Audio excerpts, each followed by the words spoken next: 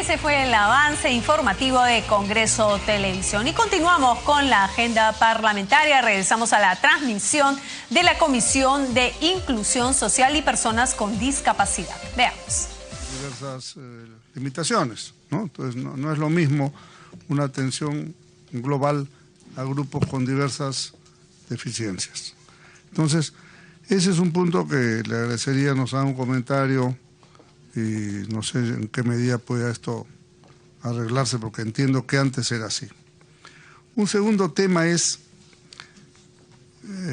señalaron que la Universidad Nacional Mayor de San Marcos es la única de la cual egresan profesores con esa especialización. Entonces, creo que ese es un tema que habría que más bien hablar con la universidad o con otras, o con la misma San Marcos para ampliar, porque si no tenemos pues una especialistas, ¿cómo podemos suponer que esto se va a ampliar? Se va a ampliar con no especialistas en todo caso. Así que me parece que ahí está una piedra angular muy importante, arreglar el tema en San Marcos. Ahora, en este pequeño colegio, que de paso, por lo menos la impresión que nos han dado las personas que están ahí, tienen un alto compromiso, ¿no? Con los niños. Sí, en Barrios Altos, que queda a la vuelta de la vieja escuela de policía y por la avenida de los Incas.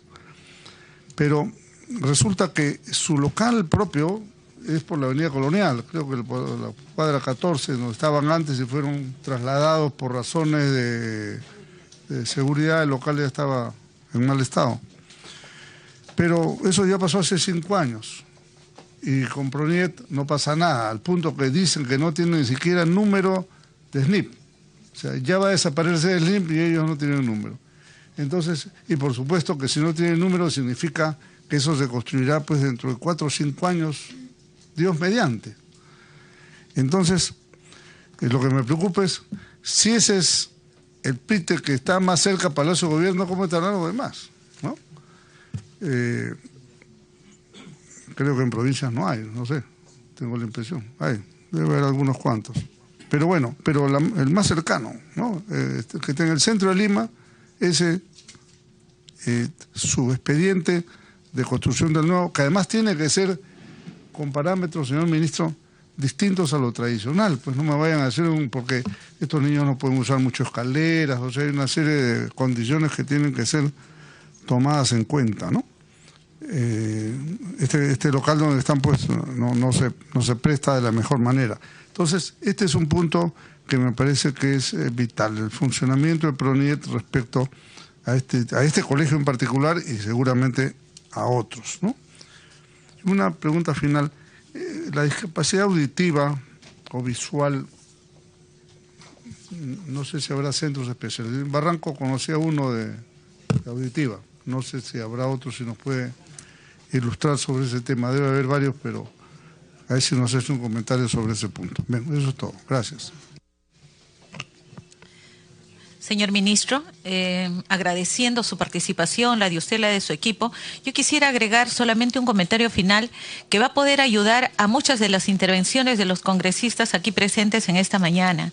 Y es el tema que hay que tomar como una gran oportunidad, que el próximo año, en el año 2017, se va a hacer un censo nacional de hogares.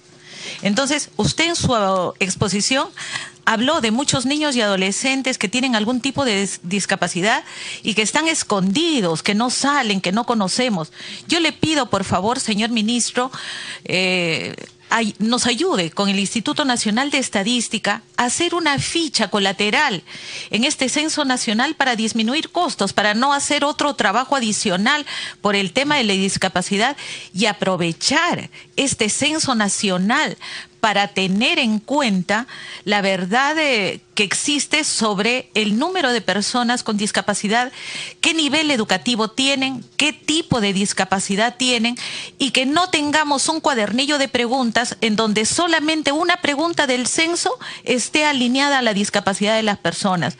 Yo creo que hacer un censo nos va a permitir no solamente disminuir costos, sino mejorar los programas que usted nos ha presentado, no solamente en el tema de discapacidad, sino en muchos otros. Señor ministro, ha habido también una intervención con relación a la ficha SISFO y cómo permite evaluar y seleccionar a las personas que van a tener algún tipo de programa, no solamente en el tema de educación, sino también el tema de programas sociales y que tienen que ver con el Ministerio de Inclusión Social. Entonces yo creo que vamos a tener el próximo año de repente la mejor herramienta para la toma de decisiones y que necesitamos dentro del tema de inclusión y desarrollo social sea un trabajo muy serio y que nos ayude a la toma de decisiones no solamente al Poder Ejecutivo, sino también al Poder Legislativo. Habiendo terminado las intervenciones de los congresistas, le damos el uso de la palabra para las respuestas y comentarios respectivos, siempre agradeciendo su paciencia y tolerancia. Muchas gracias, señora presidenta. Si por su intermedio pudiera darle la palabra en primer lugar al señor viceministro Jorge Arunátegui. Bienvenido al viceministro Jorge Arunátegui, tiene el uso de la palabra. Muchísimas gracias, señora presidenta, señores congresistas. Brevemente, voy a hacer referencia primero a los temas relacionados con las plazas rurales y efectivamente es uno de los retos más importantes que tenemos dentro de poder dar un servicio educativo de calidad, poder atraer a los mejores docentes a las zonas rurales. Mientras en zona urbana tenemos un porcentaje de 24% de docentes que se encuentran contratados y 76% nombrados. El porcentaje aumenta bastante, a 45% en el caso de contratados para zonas rurales. Esto refleja el reto que tenemos de hacer más atractivo ir a zonas rurales a trabajar para nuestros docentes. Y ahí incluso incentivos monetarios como haber subido la asignación por Ruralidad 1, como mencionó el ministro en su presentación, no han sido suficientes. Lo aumentamos de 200 a 500, pero sabemos que es una intervención mucho más integral donde los docentes no solamente requieren un incentivo económico y tampoco es suficiente un incentivo de desarrollo en la carrera, sino probablemente un paquete mucho más grande que incluya vivienda rural, otro tipo de servicios que le hagan mucho más atractivo al docente poder movilizarse a zonas rurales. Junto con esto, yo quería mencionar que conforme a lo dispuesto por la Ley General de las Personas con Discapacidad, el Ministerio ha venido cumpliendo con otorgar la bonificación de 15% sobre el puntaje final obtenido a los docentes que han venido acreditando y participando en los diferentes concursos y evaluaciones dentro de la implementación de la Ley de Reforma Magisterial. Aquí me refiero a todos los concursos públicos de mérito de acceso a cargos de directivo de institución educativa, de director de DRE, los cargos de director de gestión pedagógica en DRE y director de UGEL, especialistas, etcétera, así como en nombramiento y contratación docente. Y esa misma política es la que se implementa para los concursos dentro del ministerio. Ahora, se ha hecho referencia al SISFO y estamos en una ventana de oportunidad de articulación con el Ministerio de Inclusión, de Desarrollo e Inclusión Social para poder, a partir de la nueva información, además que, señora presidenta, usted ha hecho mención, poder mejorar los instrumentos de focalización que hagan mucho más ajustado y mucho más equitativo el acceso a servicios sociales. Dos temas adicionales, uno que tiene que ver con el acompañamiento y en este caso, el tema de acompañamiento pedagógico es un componente muy importante para mejora de los aprendizajes y eso ha venido implementándose a lo largo de por lo menos una década en el país. En los últimos años este sistema de acompañamiento ha venido expandiéndose ya no solamente a zonas rurales sino zonas urbanas. En este momento contamos con 4 diferentes tipos de acompañamiento viniendo siendo implementados: el soporte pedagógico desde el 2014, el acompañamiento multigrado, el acompañamiento EIB y el soporte pedagógico para escuelas rurales. Todo esto atiende a alrededor de 1 millón de niños y los resultados que se tienen son satisfactorios. Sin embargo, nos encontramos en un periodo o en una coyuntura bien particular y es que a propósito de la implementación de la ley de reforma que ha permitido no solamente mejorar las remuneraciones, sabemos que todavía es un camino bastante largo, pero ha permitido mejorar las remuneraciones, sino además acceder a cargos es más difícil para el servicio de acompañamiento encontrar a los mejores profesores que pudieran hacer este servicio de asesoramiento a los docentes en aula. Eso nos está llevando, como parte de la implementación de la ley de reforma, a que el próximo año ya podamos tener, como parte de la implementación de la ley, el concurso para acompañantes pedagógicos, lo cual va a hacer mucho más orgánico y mucho más sostenido el servicio, de modo que pueda ser docentes nombrados como parte de su desarrollo de la carrera, que puedan ser parte de este cuerpo de acompañantes pedagógicos. Y finalmente quería hacer mención a el plan de educación intercultural bilingüe. Efectivamente, hace algunos meses se aprobó la política nacional y se encuentra pendiente de aprobación el plan. Al respecto, lo que tengo que mencionar tres cosas. Una primera es que el plan está previsto para ser aprobado muy pronto. Segundo, que este plan ha sido parte de un proceso de consulta previa en el cual se ha hecho participar a las diferentes comunidades y organizaciones indígenas. Es un plan que ha tenido un componente participativo y riguroso de implementación de la ley de consulta previa, que ha permitido llegar a un consenso a lo largo de todo este proceso, pero que además, y es algo que nos ha demorado un poco la aprobación, estamos incluyendo los componentes y acciones de educación básica especial, precisamente, que no habían venido siendo considerados a lo largo del proceso.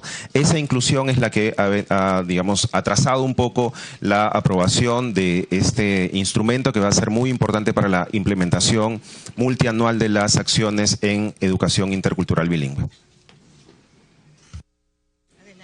Muchas gracias, señora presidenta. Hay varios temas que quisiera mencionar, pero yo creo que uno importante, a raíz de una de las primeras intervenciones, ¿no?, que me decía, eso está color de rosa. Yo creo que como país no estamos color de rosa. Y en educación no estamos color de rosa, ¿no? Yo creo que estamos en la dirección correcta, pero hay muchísimo que avanzar, ¿no? En el caso específico de la educación inclusiva, yo creo que lo que hemos planteado aquí son un conjunto de líneas de acción en las cuales se está trabajando.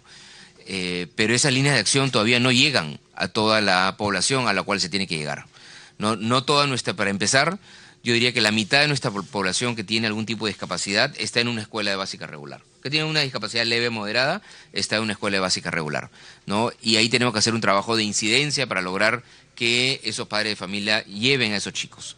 Y en nuestras escuelas de básica regular, efectivamente, que es donde, como decía el congresista Ochoa, ahí es donde tiene que ir la mayor parte del presupuesto, ¿no? Eso no está pasando ahora. Efectivamente, ¿no?, alrededor del 80% del presupuesto está yendo más a la parte de CEBES, que es más caro, ¿no?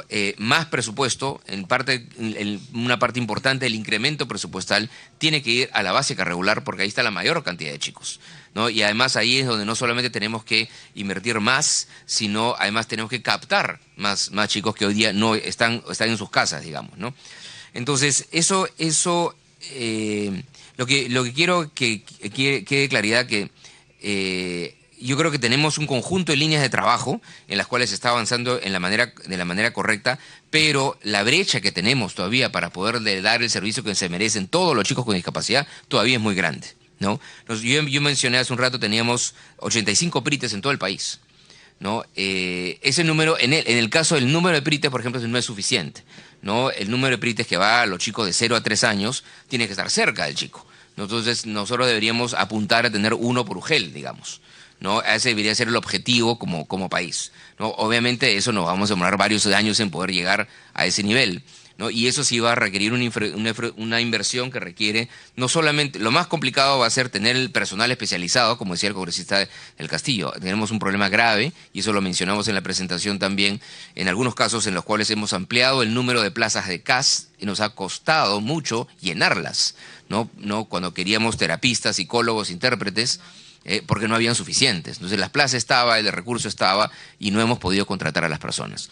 Entonces tenemos una brecha de recursos humanos. En el caso de los PRITES tenemos que invertir más. En el caso de los CEBES, de Centros de Educación Básica Especial, nuestro cálculo es que no se necesitan más, no se necesita un número mayor.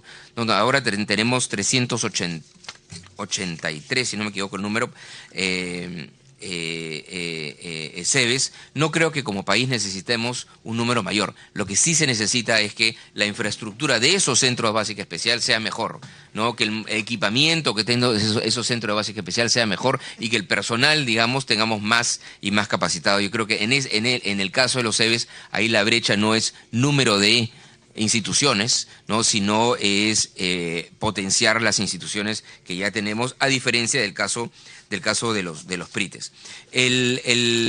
Lo que se ha estado destinando ha estado en crecimiento en los últimos años. Se planteó ese número de 148 millones que planteábamos para el 2016, si iba a ejecutar o no. Eso es en realidad nuestra proyección de ejecución. No es el número presupuestado originalmente es ligeramente mayor, ¿no? Ya 148 millones es lo que nosotros proyectamos estando ahora en octubre, que es lo que se terminaría ejecutando al final de año, ¿no?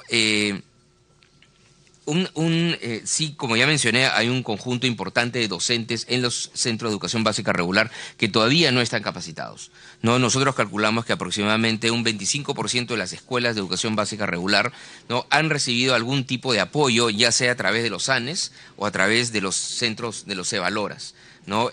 Con esos equipos itinerantes, ¿no? Pero hay un conjunto grande de escuelas, como usted mencionaba, el congresista Ica García, que efectivamente todavía no tienen esa preparación. Entonces, por eso yo mencionaba que el Perú, en términos de lo que se dice en la ley, digamos, ya avanzamos, ¿no? Pero en lo que se dice de poder haber implementado el servicio adecuadamente, hemos avanzado durante los últimos años. Por eso yo quería mostrarles. Por eso le he mostrado esas líneas de tiempo de lo que se ha ido avanzando en los últimos 3 años, pero obviamente estamos lejos todavía de donde debemos estar. El congresista también mencionaba el caso de los colegios privados. Ahí tenemos una situación muy heterogénea también. Nosotros hemos premiado a algunos colegios privados porque efectivamente hacen muy bien su trabajo de inclusión. Pero lamentablemente hay otros colegios privados que no hacen bien su trabajo de inclusión, ¿no? Que ya sea, dicen, porque los padres de familia no están de acuerdo o por cualquier otra razón, no necesariamente están poniendo las vacantes disponibles. En algunos casos, algunos colegios dicen, ok, el chico entra, pero su pensión va a ser distinta. En lugar de pagar X, tiene que pagar el doble, ¿no? Y eso es algo que, en verdad, nosotros podemos tener como una suerte. Son escuelas privadas, pueden hacer lo que quieren en ese sentido, pero digamos como sociedad, ¿no? Nosotros deberíamos apuntar a que todos efectivamente el costo puede ser más alto, ¿no? Un chico con discapacidad, el costo de proveerle el servicio en un colegio básico regular puede ser más alto, es normal. Necesita un apoyo adicional, necesita un psicólogo para que trabaje con el profesor, puede necesitar un terapista, es normal que el costo sea mayor, pero justamente igualdad de oportunidades es darle las mismas oportunidades a todos. Y en algunos casos eso implica gastar más plata en algunos alumnos que en otros alumnos, ¿no? Y nosotros como sociedad uno podría decir, bueno, pero en verdad ese adicional se debería pagar entre todos los peruanos, ¿no? Porque todas esas personas son tan peruanas como cualquier otro ciudadano. Entonces ahí sí efectivamente hay un trabajo que hacer en la capacitación docente en los públicos, y también todavía hay que hacer un trabajo de incidencia en los colegios privados, ¿no? No tenemos profesores pagados por el Ministerio de Educación, no hay profesores que ganen 800 soles. Ahora, que un profesor tenga una boleta de 800 soles porque tiene descuentas, porque tiene préstamos, por ejemplo, eso sí puede estar pasando. Pero el salario mínimo hoy día de un profesor contratado es 1.244. ¿No? Y es un porcentaje relativamente pequeño que gana 1.244. La siguiente escala, no me acuerdo, debe estar en casi 1.400, ¿no? Como salario mínimo. Y esos son los salarios mínimos que efectivamente se quieren incrementar. Presidenta, por su intermedio. Gracias, señor ministro. Si bien es cierto, por parte del ministerio no existan esos sueldos ya de 800 soles, pero en las zonas rurales del país, a pesar de que el propio ministerio ha creado colegios, tienen su resolución, 10, 12 años. Los municipios rurales tienen que hacerse cargo de pagar maestros y ganan propinas 700, 800 soles. Esa es la verdad, señor ministro. Entonces, si bien es cierto por parte del ministerio, correcto, estamos de acuerdo, pero educadores de los colegios que ustedes crearon tienen ese problema. Y eso es triste, ¿no? Gracias, señor ministro. Gracias, presidente. No, y ese es un punto muy válido el que menciona el congresista. Justamente todo el proceso de creación de plazas de los últimos 3 años ha implicado un trabajo de análisis con las UGELES y en buena medida, ¿no? parte de la demanda de las UGELes venía justamente para reemplazar y hacer permanentes plazas que estaban siendo pagadas por la municipalidad, por ejemplo, ¿no? Que en el corto plazo parece una buena idea, pero cambia de alcalde y el nuevo alcalde dice, uy, bueno, yo no quiero pagar a estos maestros adicionales que los paga el Ministerio de Educación, ¿no? En algunos casos puede haber sido un colegio que tiene código modular. En algunos casos hemos visto que había un colegio que no tenía ni siquiera código modular, o sea, simplemente que se creó, ¿no? Porque había una demanda, ¿no? Ahí una demanda. O se anexa en otros colegios, efectivamente, ¿no? Ya no tiene código modular, usa el código modular del otro colegio, ¿no? Entonces, gran parte de nuestro crecimiento de plazas en los últimos, excepto inicial, porque inicial sí ha sido aumento de cobertura, ¿no? Donde no había, ¿no? En muchos casos las plazas adicionales de primaria y de secundaria han sido para cubrir cuando una municipalidad, por ejemplo, en el caso de IEGECOMES, por ejemplo, estaban pagándole a docentes. A veces ha pasado que era una empresa minera también que le estaba pagando a docentes. O sea, hemos visto muchísimos de esos casos y esos son los casos en los cuales nosotros vamos tratando de cerrar. ¿Está completamente cerrado? No está completamente cerrado, ¿no? Entonces, sí es posible, eso es cierto, por eso sí dije pagado por el Ministerio de Educación, ¿no? Pero es posible, hay dos cosas. Que su boleta sí puede ser un profesor del Ministerio de Educación y su boleta puede ser más baja, eso sí hemos visto, ¿no? O puede ser, como decía el congresista, que ha sido pagado por algún otro mecanismo distinto, cosa que estamos reemplazando poco a poco, ¿no? Otro tema, antes de pasar al tema de becas, efectivamente, en el caso de los SANES, una opción es tener estos equipos itinerantes, pero uno de los congresistas decía, bueno, pero en lugar de tener estos equipos itinerantes, lo ideal es que hubiera una persona por escuela, ¿no? Que cada escuela tuviera su psicólogo, su terapista, ¿no? Por lo menos si habláramos de las escuelas grandes. Pero si solamente miramos las escuelas secundarias, polidocentes completas, dejamos por un momento fuera las escuelas unidocentes o las multigrados. Nos quedamos solamente con las polidocentes. Tenemos 30.000 escuelas polidocentes, ¿no? Si ahorita en este momento nosotros quisiéramos tener un psicólogo en cada una de las 30.000 escuelas, no podríamos. No podríamos ni por recursos ni porque la existencia de esos profesionales, ¿no? Ahora nos ha pasado, por ejemplo, que para las escuelas de jornada escolar completa, que hasta este año tenemos 1.600, inicialmente la idea, y esas 1.600 están en todo el país, no están concentradas en Lima, están concentradas en todo el país, esas 1.600 GEC. La idea original era que en esas escuelas el director tuviera personal de apoyo, ¿no? Y que el director tuviera entonces un asistente administrativo, personal de vigilancia, un psicólogo, un coordinador pedagógico, etcétera. En el caso de psicólogo, tuvimos que decir, no, puede ser psicólogo o trabajador social.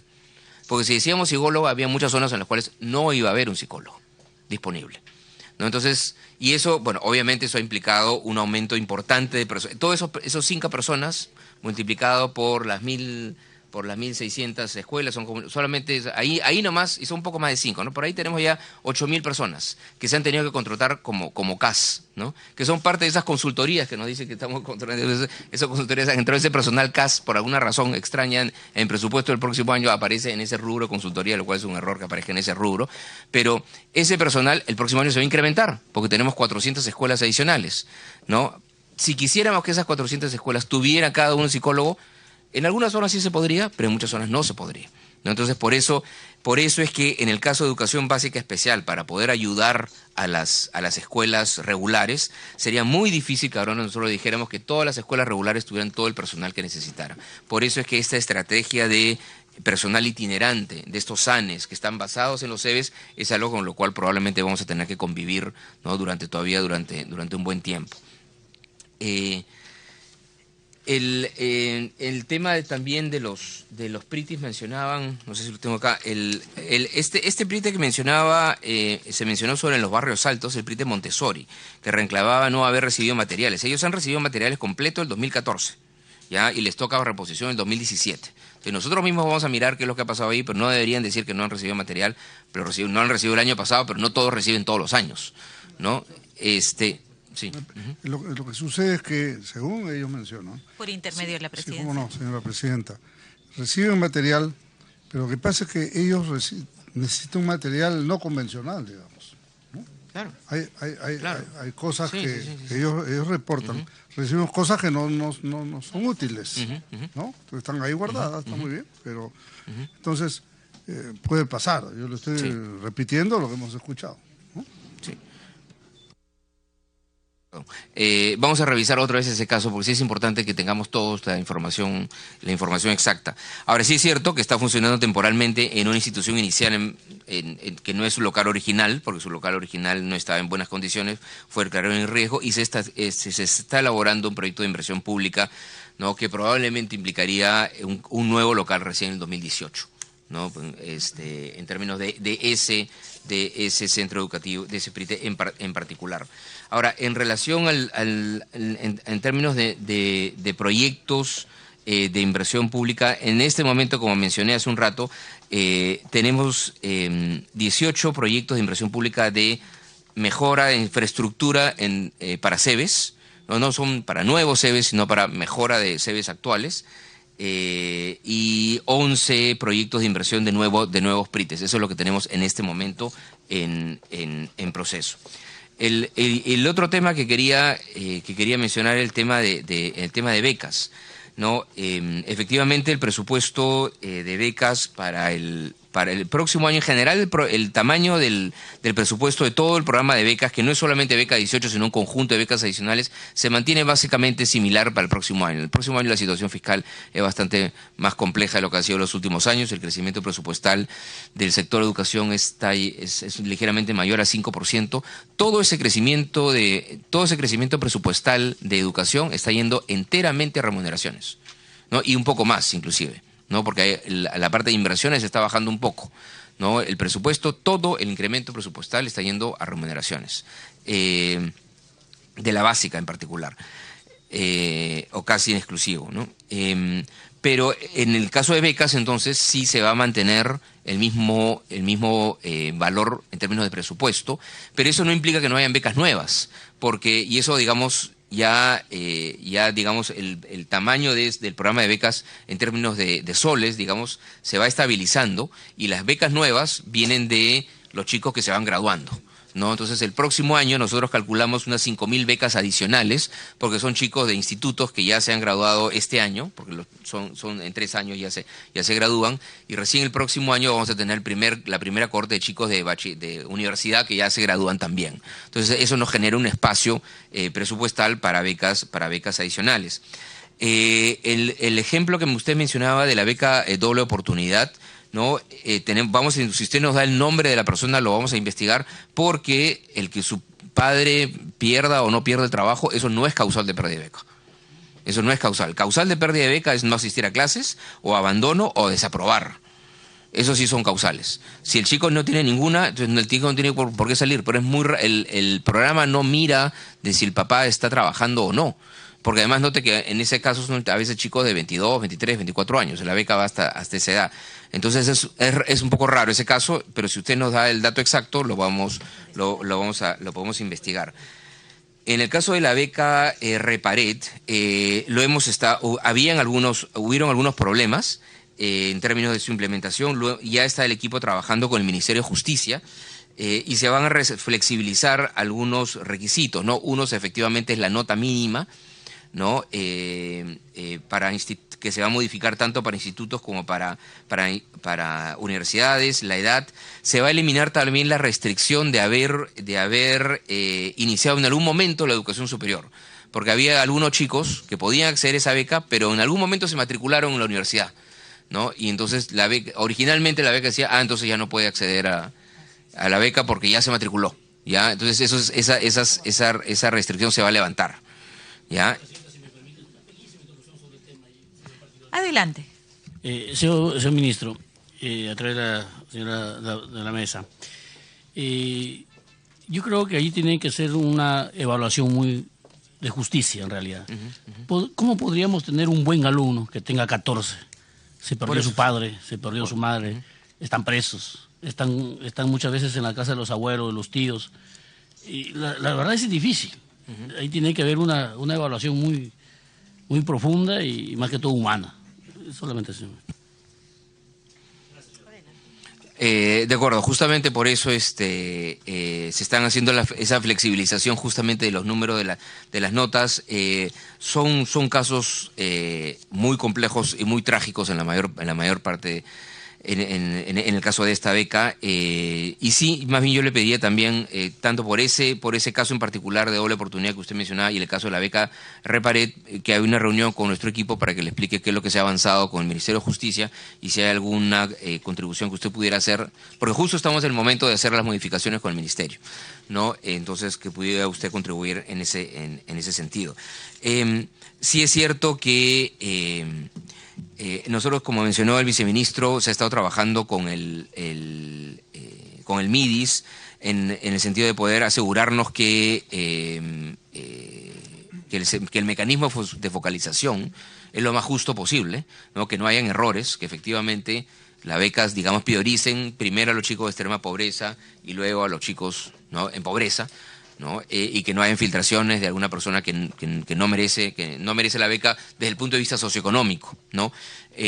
Vamos a seguir trabajando con ellos. También nos ha pasado que hay muchos padres de familia que nos dicen, mi hijo ya ingresó a esta universidad y efectivamente yo no soy pobre extremo, pero tampoco soy rico, ¿no? Y no tengo recursos para pagar esa universidad. Por eso se creó la beca Excelencia, ¿no? Que la beca Excelencia no tiene el requisito de pobreza o pobreza extrema, ¿no? Sí tiene un requisito de que no pueden ser los ingresos, o sea, de no ser rico, digamos. Los ingresos no pueden ser mayores a un número, ¿no? Pero que digamos que aplique a una clase media emergente que efectivamente no es pobre, pero el chico tiene talento académico y se merece una oportunidad. Y simultáneamente hemos creado también el programa Crédito 18. Ahora, el programa Crédito 18 es un programa que también va a ese segmento y es un programa que trata de incluir a esa clase media emergente que no es pobre como para recibir la beca, ¿no? Pero tampoco tiene suficientes recursos como pagar una pensión en una universidad o el mantenimiento de un chico en la ciudad. Entonces, para ellos se ha creado esta beca Crédito 18, pero que tiene varias restricciones, porque otros países han creado programas de crédito y han terminado en grandes fracasos porque tiene chicos endeudados y desempleados al final, ¿no? Entonces, para evitar eso, esta beca Crédito 18 se limita, a universidades que ya tienen data de que tienen alta empleabilidad, ¿no? Que el 95% de sus egresados trabajan, ¿no? Porque el chico es el que va a tener que pagar el crédito. No queremos que el crédito esté vinculado a los activos de la familia, porque si no, entonces sería reproducir el mismo círculo de riqueza, digamos, ¿no? Entonces, esto lo tiene que pagar el chico. Entonces tiene que ser en universidades que tienen alta empleabilidad y en chicos que ya están del segundo ciclo en adelante y que han mostrado que tienen un alto rendimiento. Y además, para estar seguros de que la universidad está, digamos, comprometida con la formación de ese chico, la garantía, porque siempre puede haber es un crédito, y todo crédito tiene que tener una garantía, ¿no? La garantía es 50% el programa Pronavec y 50% la universidad misma. Porque si ustedes como universidad tienen seguridad de que sus egresados van a conseguir empleo, entonces no deberían tener problemas ustedes en poner parte de la garantía, ¿no? Entonces, la garantía es 50% la universidad, 50% el Estado. Pero es una beca pequeña, es un crédito pequeño. Hemos llegado a 2.000 chicos, ¿no?, que han logrado acceder a ese crédito. Porque tenemos que ser muy cautos cuando estamos hablando de créditos. Y finalmente también es cierto que hay chicos que su preparación en la secundaria ha sido de baja calidad, entonces les es más difícil pasar un examen y obtener ingreso a una universidad, o les es difícil obtener, por lo tanto, una beca. Lo que sí es cierto es que hay varios gobiernos regionales, en particular, por ejemplo, Huancavelica, Ayacucho, Callao, Ica, que han introducido programas de preparación para los chicos, ¿no?, para beca 18, programas gratuitos, ¿no?, financiados por el gobierno regional para que más chicos de su región o de determinadas provincias no puedan acceder a una beca, ¿no? Y nosotros hemos coordinado con esos gobiernos regionales y estamos instando a otros gobiernos regionales a trabajar con nosotros para, digamos, remediar de alguna manera, ¿no?, la baja calidad de la educación secundaria que han tenido algunos de esos chicos, ¿no?, y puedan tener una mayor chance de tener una beca. En general, para cerrar, Presidenta, esta es una ruta en la cual todavía el trabajo es muy largo, ¿no? En la ruta del salario de los maestros, como hemos estado hablando, la gran restricción para nosotros de simplemente decir que aumente la RIM para todos y no tocamos nada es el espacio fiscal, ¿no? Porque finalmente los recursos para los salarios de los maestros salen de los impuestos de los peruanos. Y además es una cosa permanente, no es un tema de la ejecución de un año o de otro, son gastos o inversiones que se hacen de ahora en adelante. Sí es cierto que es una prioridad, por eso todo el incremento presupuestal del próximo año se destina íntegramente a remuneraciones, ¿no? Desde el punto de vista del sector, obviamente nosotros quisiéramos que ese monto fuera mayor, ¿no? Y esperamos que ese monto sea mayor, ¿no?, en los próximos años, de tal manera que logremos el objetivo de poder duplicar el salario promedio de los maestros de aquí al 2021. Pero así como tenemos ese reto importante con los maestros, tenemos un reto inmenso con los chicos que tienen con esta población con discapacidad. Las rutas de trabajo están establecidas, pero no llegamos a todos y nosotros tenemos que seguir avanzando en poder darles a todos los peruanos la oportunidad que se merecen. Si es que hay algún tema, y ahí le recordé que en el caso del congresista de Piura sí había un tema de un PRIT en particular que usted mencionó y de una escuela en Morropón, sí le pediría que nos diera el nombre exacto para ver cuál es el estatus de la escuela y poderle hacer llegar una respuesta precisa. Muchísimas gracias, presidente. Señor ministro, sí, tiene el uso de la palabra, Edgar. Muchas gracias. Solamente para ya eventualmente no pedir respuesta si no hay, señora presidenta, por su intermedio. Dos cosas básicamente, ¿no? Uno tiene que ver con, si bien es cierto, genera una percepción de inequidad respecto a los temas de los colegios de alto rendimiento, sí también es cierto que aquellos que tengan nivel de destaque podrían tener mejores oportunidades. Puede interpretarse también como una política inclusiva, más allá de lo que nos pueda generar como percepción selectiva o excluyente. Sin embargo, en ese sentido, señor ministro, se supone que a fines de este mes de diciembre se entregaban los colegios de alto rendimiento. Y nos hemos reunido con Proinversión y nos han dicho esto que no se va a tener por lo menos en los próximos 2 años más. Es decir, nuevamente hay 2 años más de retraso en el tema de la inversión. Y en segundo término, sí, ministro, sí nos gustaría saber y conocer, porque ya sentimos que la respuesta siempre es evasiva. Entonces usted está señalando que no va a haber modificación de la remuneración íntegra mensual. Sí va a haber. Sí nos gustaría saber un poco qué significa esto. No, va a haber un incremento, es una combinación va a haber un incremento en horas para los distintos niveles, va a haber un incremento de la remuneración integral mínima integral, de tal manera que nos permita llegar en una primera etapa a un incremento alrededor de 1.750 soles como mínimo el 2017 y llegar al mínimo de 2.000 soles como piso el 2018. Muchísimas gracias, señor ministro. A la espera de esta transformación progresiva de nuestro sistema educativo en función a recibir una educación de calidad, con equidad, con pertinencia para todos los peruanos y sobre todo con valores, le agradecemos su presencia acá esta mañana, esta tarde, a usted, a su equipo de trabajo y a todos los congresistas que de manera valiosa y con mucha pasión defienden sus regiones, defienden las inquietudes y que estamos para trabajar de manera conjunta el Poder Ejecutivo y el Legislativo. Muchísimas gracias por su participación y muchísimas gracias a todos ustedes aquí presentes. Se levanta la sesión.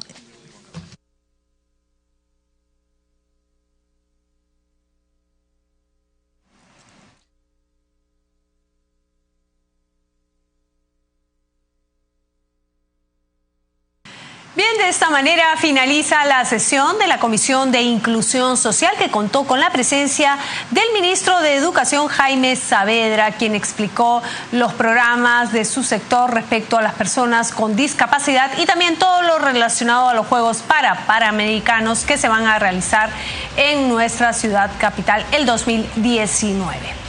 Bien, es momento de hacer una breve pausa. Yo me despido y al retornar los dejamos con Mario Bryce.